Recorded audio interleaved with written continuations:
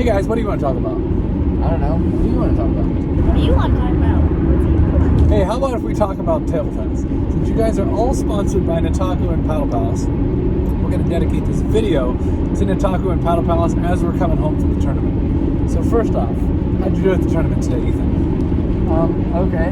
I was playing against harder people and did okay for my level. Okay. What about you, Fiona? I won $100,000. What'd you get? A little medal or something? Medal and $50. When I was 10 years old, I wasn't winning money playing tournaments. What about you, Kenzie? How'd you do today? I won 3 matches. 3 matches, pretty good. You got to the semis, the under 1,000? That's pretty good. Good job, guys.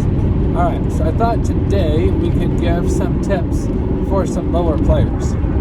So Ethan, if you were talking to a complete beginner, what would you recommend for their game on something that they can do to improve their game? I would tell them to start out by learning to bend their knees, stay on their toes, keep their paddle in front, and ready to move for backhand or forehand balls.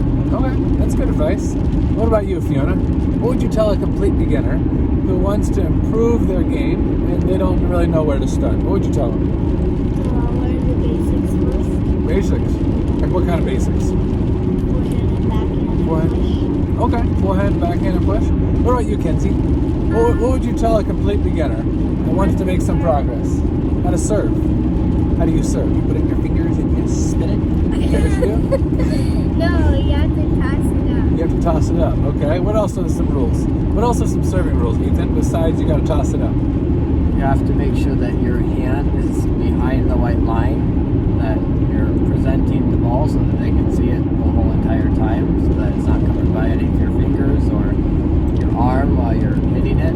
Okay, so what happens if you put your hand over the line and then you throw it? What do? Go directly to jail? Do not pass go? Do not collect $200?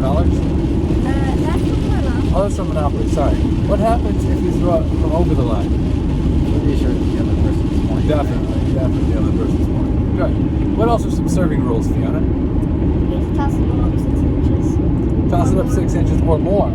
So is there a limit on how high you can toss? No.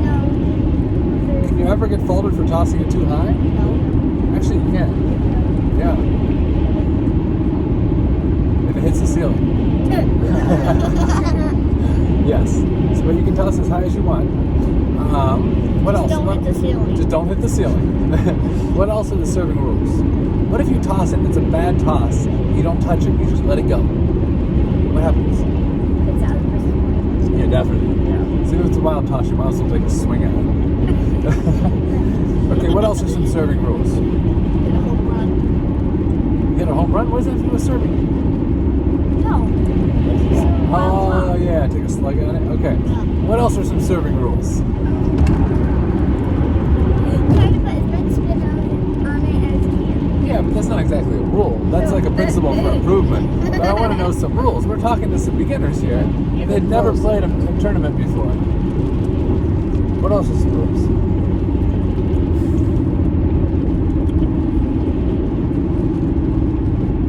What about when the ball hits the net? What happens?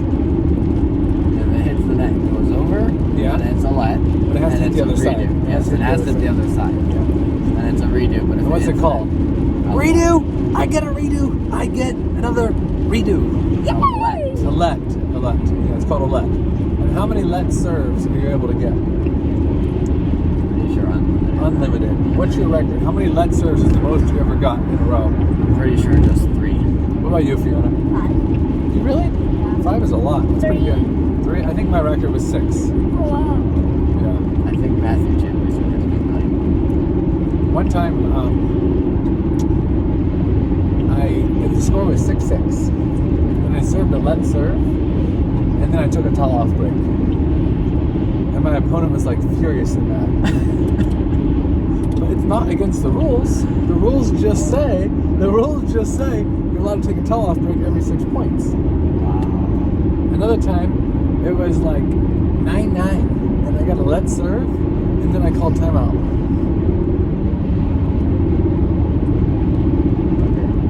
Yeah. And the guy's like, what? What are you doing taking a timeout? You just got a let serve. I'm allowed to take a timeout. It was good. You know why I took momentum swing. Nobody ever takes a time out after a let serve, so I just figured I would try it. And it worked like a charm.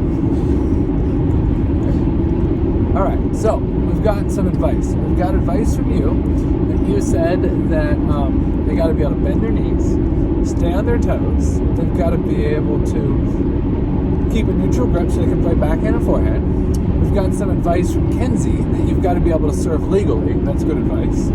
What about from Fiona? What kind of advice do you have for beginners?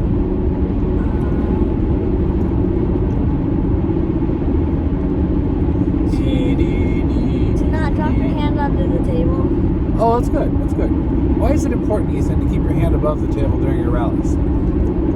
Because since the ball is topspin, when you're wanting to spin in the rallies, you need to hit on top of the ball. But if your hand is down, it's a lot harder to get on top of the ball.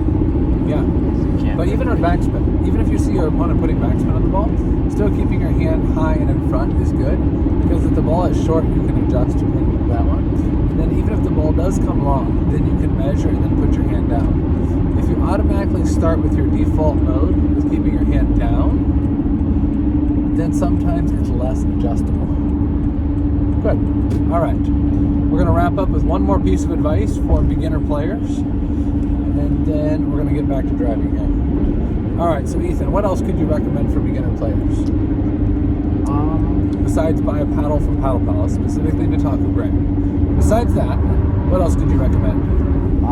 I would recommend practicing, going to clubs to do drills and practice your forehand and backhand loops, trying to get as much spin as you can in a consistent manner. Playing against different types of people, maybe some people with anti or long pips if you can. Just learning to get experience playing many different styles. Okay. So, you talk about the word looping. What is loop by definition? Is it like you take a paddle and you put it in like a little circle? Is that what you do? A loop is creating extreme topspin on the ball. All right, good, yeah. So, why is it important for beginner players to learn how to generate extreme topspin? So that you can learn to control the ball and get it on the other side of the table. Yeah.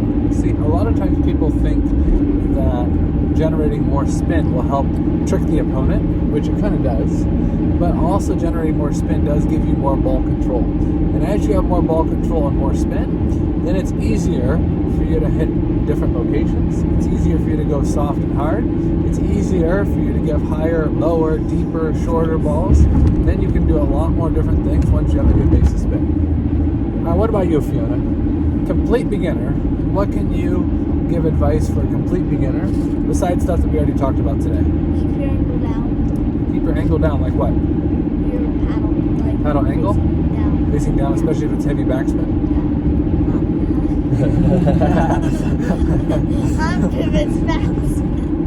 Opposite of its backspin. Okay. Okay, so finding the correct racket angle, and especially for beginners, that's good, is to really be able to hone in on what the exact angle should be. Because a lot of beginners, they twist their angle too much. They need inconsistency.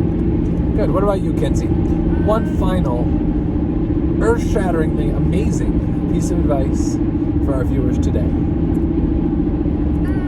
When you hit your forehand when you're a beginner. You hit your forehead? No, forehand. Oh, hit your forehand. When you hit Okay. your forehand, try to bend your elbows so then it doesn't get into the net so you can generate more spin. Okay, so let me see what your forehand stroke should look like. Go ahead.